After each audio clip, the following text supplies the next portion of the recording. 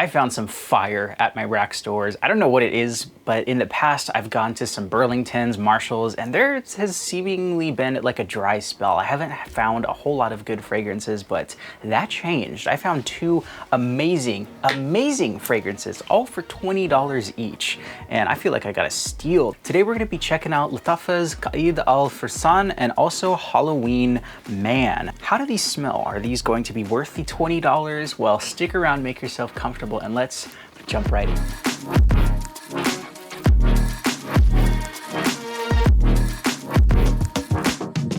Welcome to the channel. It is good to have you, and today we're checking out two banger fragrances.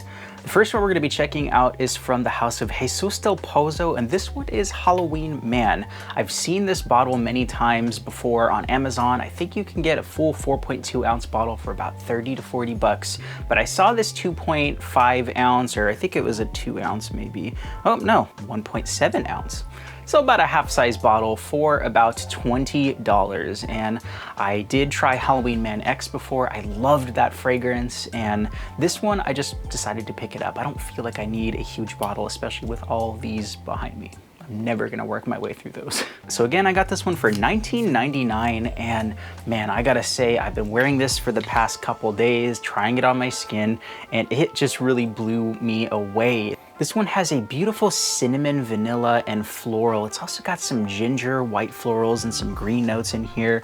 And just the way that it smells in the opening is absolutely heavenly. You have that cinnamon, almost got like a tonka sweetness, and it kind of reminds me of those nice, sweet designer fragrances for men. And when I did see this one online, I saw on Fragrantica that people were saying this is a clone of Paco Rabanne's 1 Million. Now, that actually scared me because I didn't look at what this fragrance was similar to before I bought it, and I personally cannot stand the Paco Rabanne 1 Million fragrance. I have some really awful people associated with that fragrance, and yeah. Thankfully, to my surprise, when I tried this at home, it does not smell identical to that, and I actually love the way that this one smells.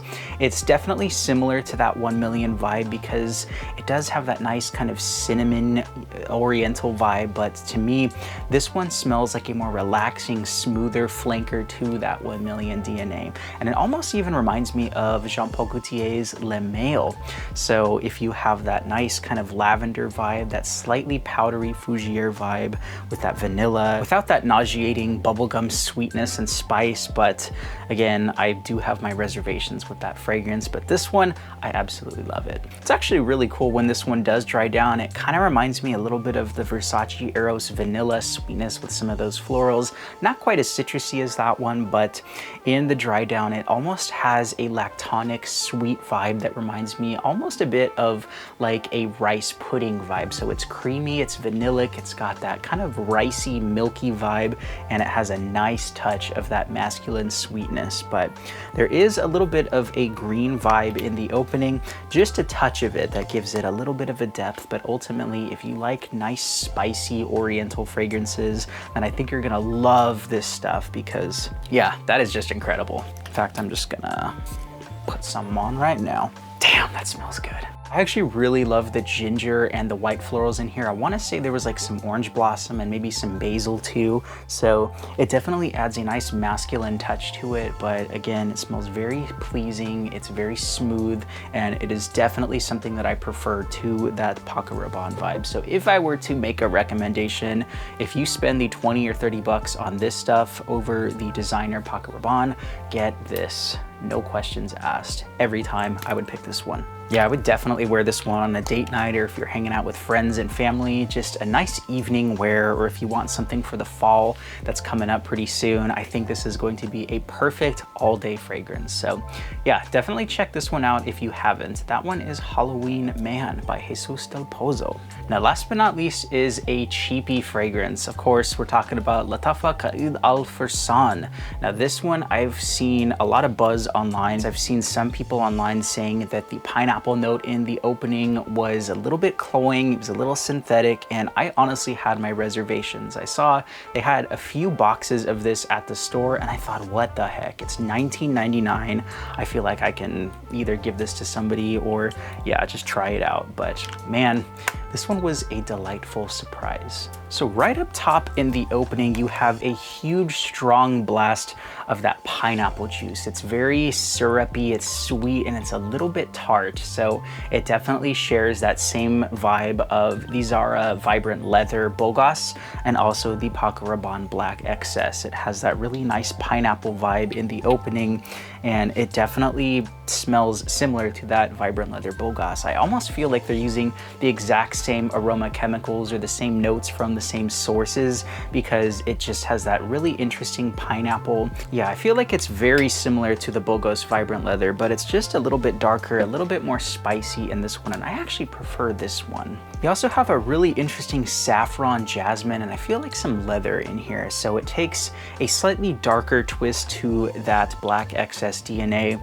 and I feel like the saffron in here and the spices, it almost reminds me of Lattafa Qaed minus some of that really spicy licorice, and it feels like a blend between the Lattafa Qaed and also the Black Excess. So almost like a summer version of Qaed minus some of those really dark cloying notes, if that's not really your vibe. But I still think it smells very similar to that Black Excess, but maybe with a twist, kind of a nice balance between those two fragrances. There is a very nice balsam fir note in here that makes it smell very woody, kind of aromatic and green, and it kind of just reminds me of a forest just slightly, but some of the jasmine in there and the white florals make it smell very airy, and it does add a nice white floral touch to it that makes it smell just slightly soapy, but still very citrusy, very sweet. And again, that mouth-watering pineapple in the opening is just, man, that is just to die for. I remember some people were saying that this was a twist on Qaaed Al, but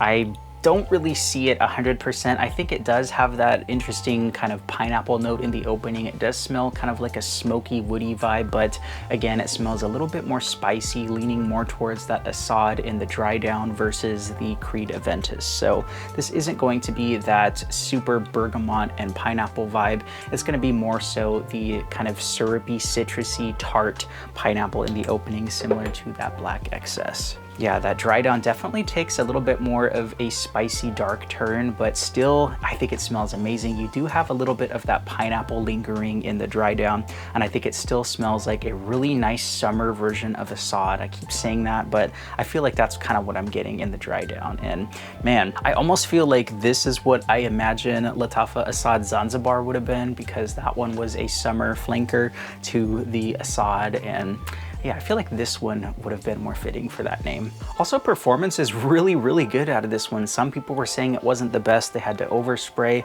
I did about 4 sprays of this one and I still smelled it on my skin 10 hours later, and I could still smell it kind of bubbling around me, and I feel like the people around me could still smell it about 3 to 4 hours later, probably closer to that 4 hours. But yeah, I have not had any projection or longevity issues with this stuff. In fact, I've only really had good experiences from this because it's strong, it's potent, it's long lasting, and it just smells really, really good for the price. And again, I think some people maybe received bottles of the batches that maybe may not have sat on the shelf or macerated for a while, but I mean, just for me personally, when I spray this one, I think it smells great right out of the box and right out of the bottle. So no issues with that for me, at least with this bottle. And that one is Lattafa Qaed Al Fursan. So it's not super common for me to be overwhelmingly happy with my buys, my blind buys from the rack stores, because sometimes they're really hit or miss, and often they're just okay fragrances. They're not horrible, but they're just okay.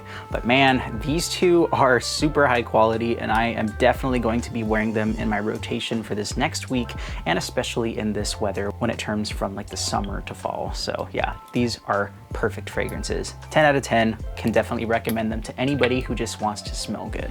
So let me know down in the comments if you've seen these fragrances or any other Lattafa fragrances, any hidden gems that you've been seeing at your Burlington, because I would love to be on the hunt for those and on the lookout. So let me know and I'll share some of my finds with you in the community tab too. Thank you all so much for watching. Stay safe out there. I'm Eli with Common Sense, and until the next time, bye-bye.